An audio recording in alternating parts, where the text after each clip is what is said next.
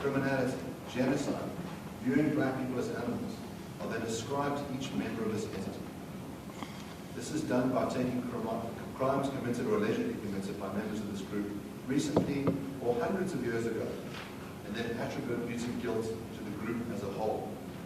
The suggestion is then made that white people deserve to be punished, but because of the great powers of patience and forgiveness of black people, they have not yet been.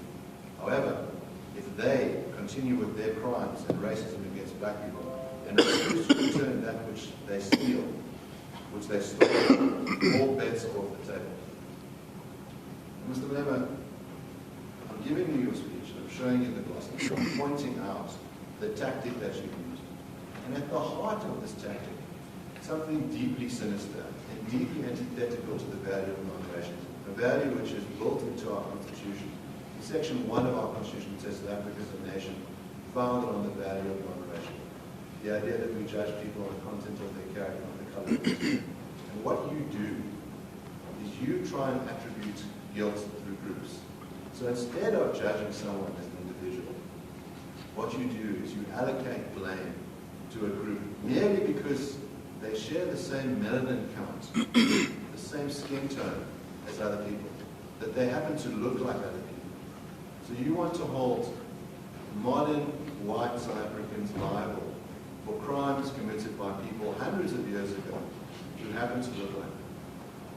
And that's the sickness. That's the danger that you're doing, is that you are trying to describe a whole group of people as criminals, murderers, land thieves, without any evidence that any of those individuals have committed those crimes. And that is antithetical to building a nation founded on the values of reconciliation. It's divisive, it's racist. He gave me a long speech. I don't know what is the question, my lord. He's addressing a political rally of some sort. Mr. Levin, what's your question? I'll ask you a very simple question. Is it the case that you hold white people as a group liable for the sins of their fathers? Yes. Yes, correct. Now, I'm putting it to you that that is racist. That if individual black people were held accountable for the sins of other people who happen to share their land accounts, there are black people that you will accept have committed the crimes of murder, rape, theft. It would be improper to make a claim that all black people are murderers, thieves, and rapists. That would be racist to do so. Do you accept that? My brother, when the white people came here and took our land, they didn't come and take our land as an individual. They took it as settlers and then pushed us to a like sardines in congested environments with no economic opportunities.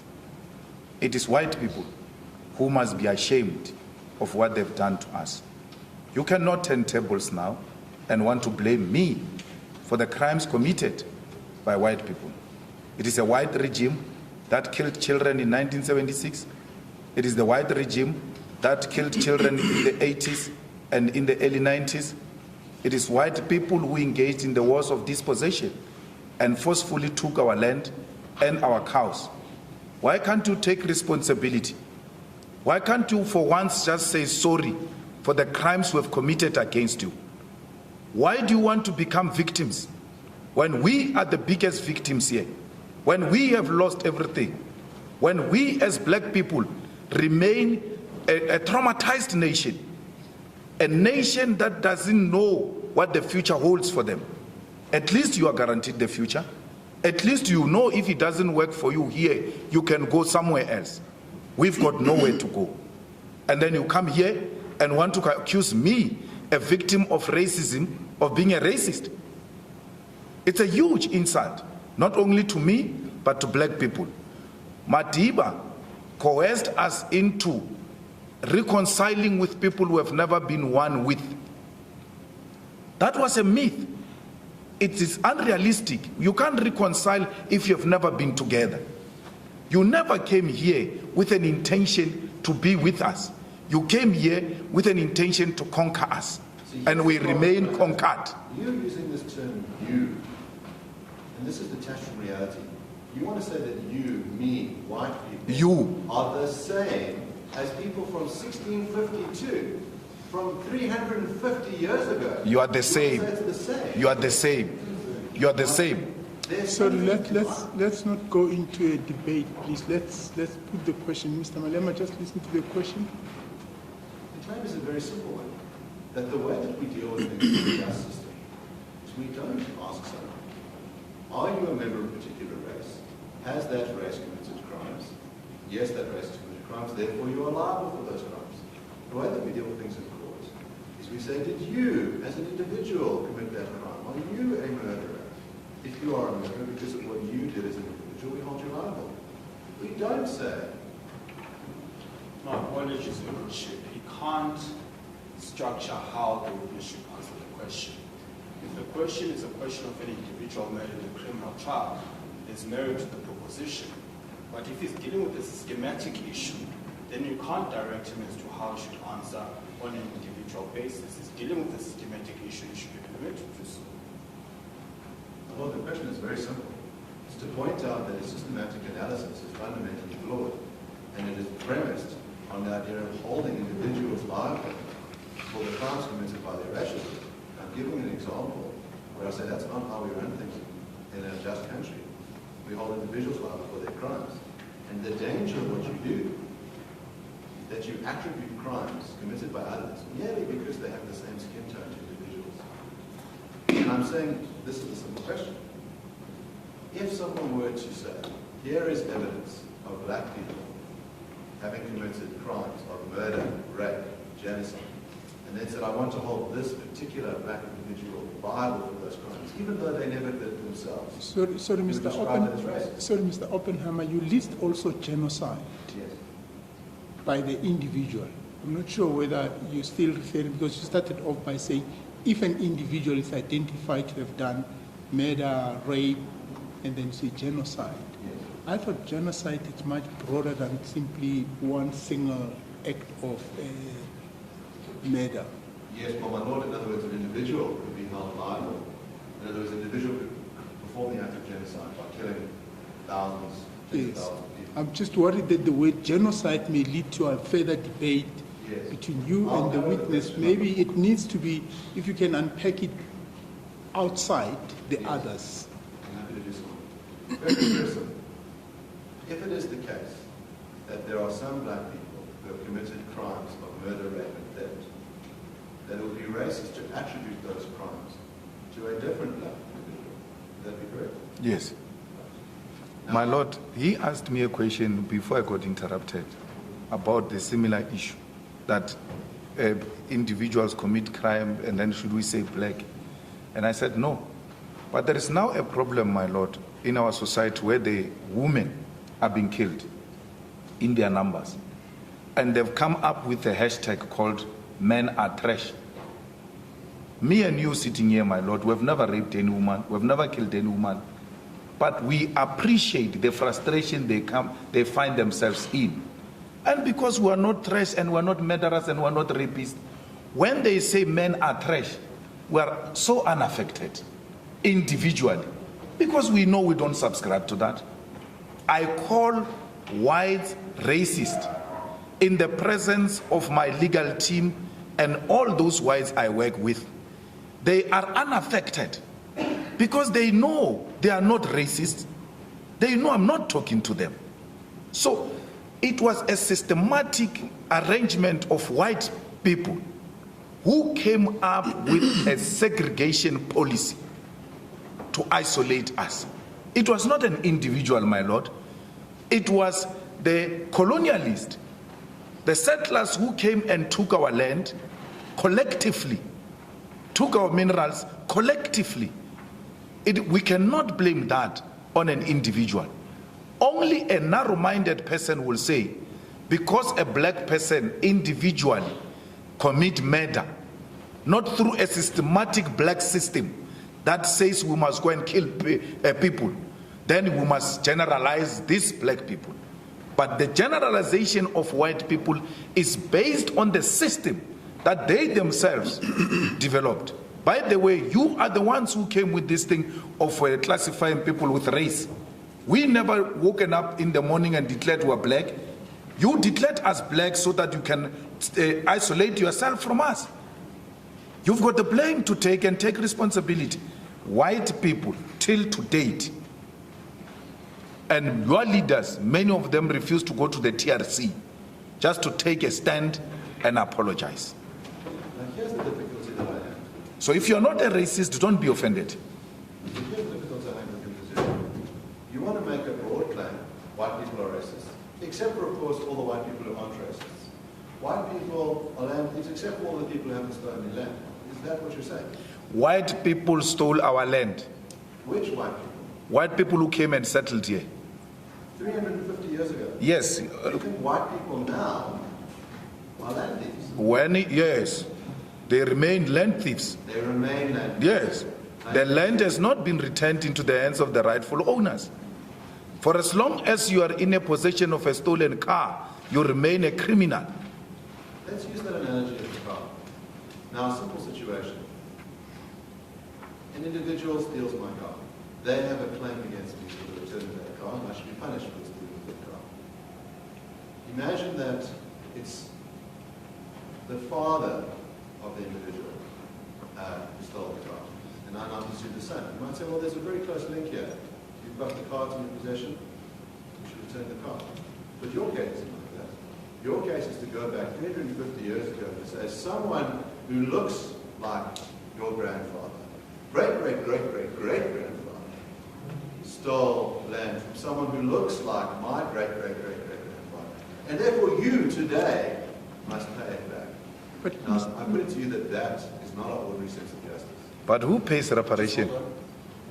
yes, Your Lordship, if we're going to infuse legal argument as a proposition to the client, then I think it's only fair that there be a balance. So my learned friend must take the argument further. If he says if the father steals the car and gives it to his son, technically speaking, the father is a criminal. But as a matter of fact, the son himself is a criminal for possession of stolen property.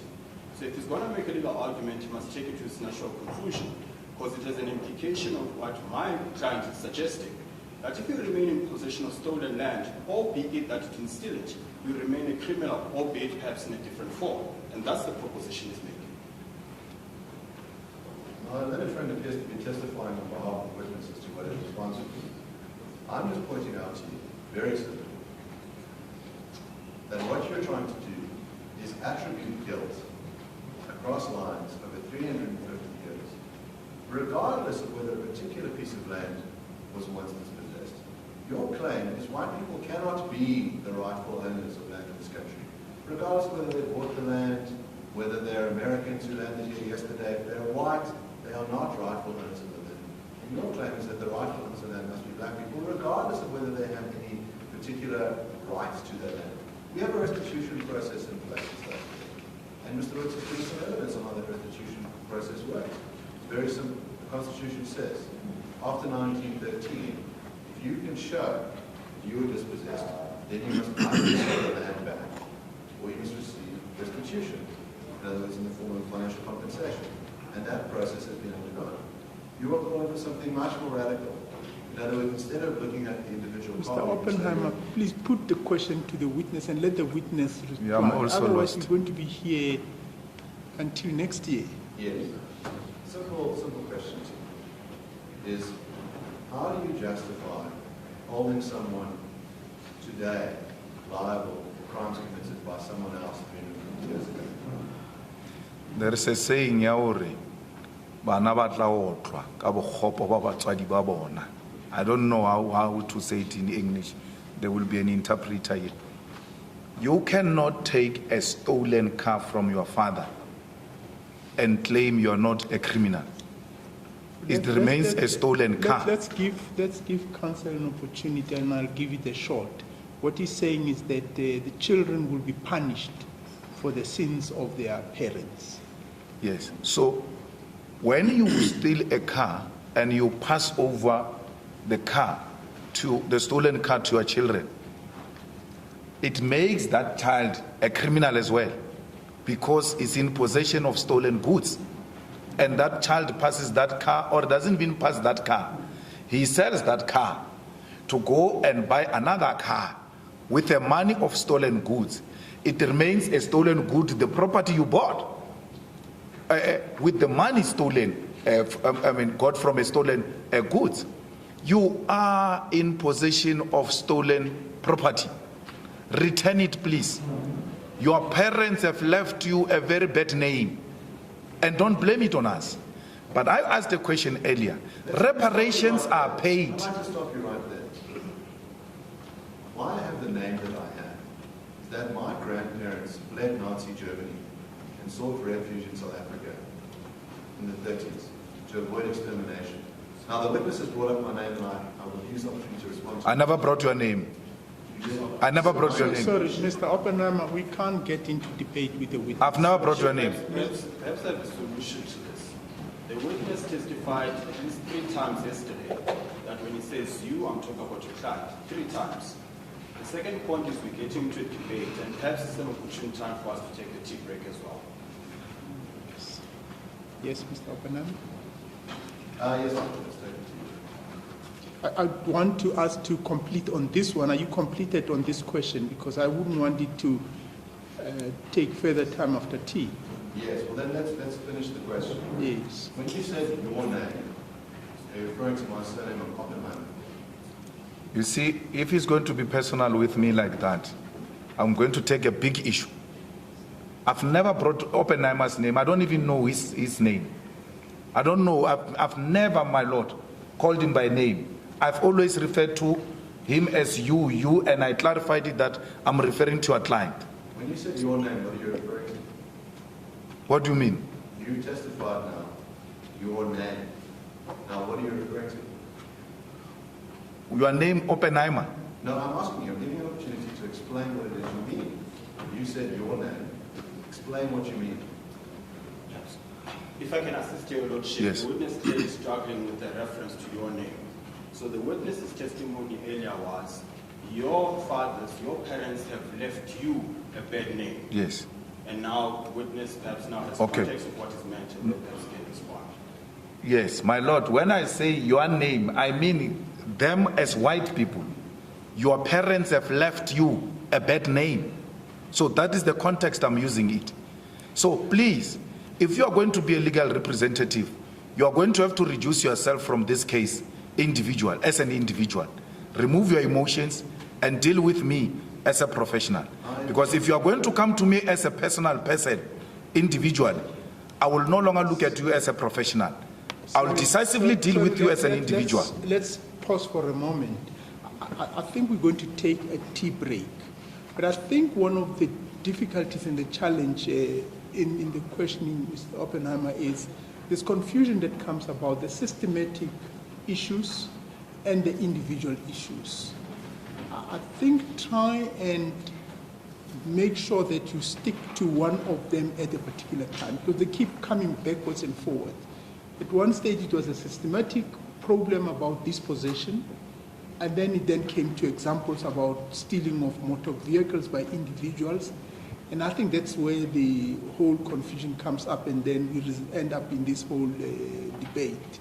So try and make sure that you draw that distinction in your questions. Well, my point is that one of this line of questioning is to show that what's being done is to hold individuals liable for the sins of their fathers and the witnesses testified. And I appreciate the clarity when he says your name, he means the bad name of white people, and he's not referring to myself. And I take that evidence as a mistake. Okay. But my Lord, I was interrupted here on a point of reparations. We have seen countries paying reparations, generations way after those crimes were committed to those nations. The current generation taking responsibility for the sins committed by generations centuries ago. And that argument has never arisen, that no, why are you blaming us? Why are we the ones who are paying for the sins of our parents? So this matter that why are we paying for the sins of our parents or grandparents as the current generation is neither here nor there. You have inherited the debt and you shall pay the debt. I understand the position. Thank you very much. Thank you. We'll adjourn for tea. Court shall adjourn.